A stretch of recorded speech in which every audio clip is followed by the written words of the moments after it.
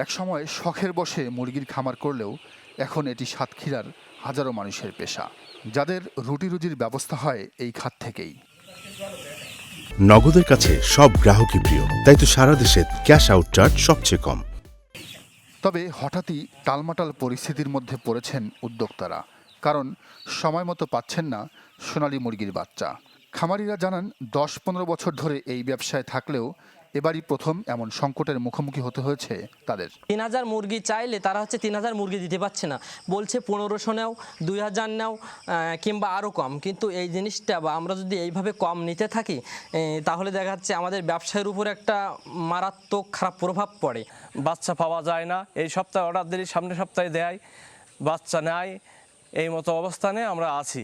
বাচ্চার রেটটাও অনেক বেশি আর খাবারের রেটও বেশি, যে কারণে আমাদের রেডি মুরগি সেটার আবার দাম কম, যে কারণে আমাদের লসের পরে লস হচ্ছে। খামারের আয় দিয়েই সংসার চালান অনেকেই, তাই দ্রুত সংকট সমাধানে সরকারের হস্তক্ষেপ কামনা তাদের। তো দাম সব জিনিসের কম হয়, সেইভাবে আমরা সেটা সরকারের কাছে আর কি আবেদন করেছি। সরকার যদি একটু আগায় আসতো খামারের দিকে, তাহলে আমাদের একটু সুবিধা হতো, আমরা আমাদের পরিবারটা নিয়ে ভালোভাবে চলতে পারতাম। চাহিদার তুলনায় উৎপাদন কম হওয়ায় তৈরি হয়েছে এমন পরিস্থিতির বিষয়টির সুরাহায় কাজ করা হচ্ছে বলে দাবি প্রাণী সম্পদ অধিদপ্তরের কর্মকর্তার। এই অধিক সংখ্যক খামারি যখন সোনালী বাচ্চা লালন পালন যখন ঝোঁকে, তখন স্বাভাবিকভাবেই একটা সংকট তৈরি হয়। সোনালী বাচ্চা লালন পালনের যে বিষয়টা, সেখানে বাচ্চার সংকট তৈরি হয়ে যায়।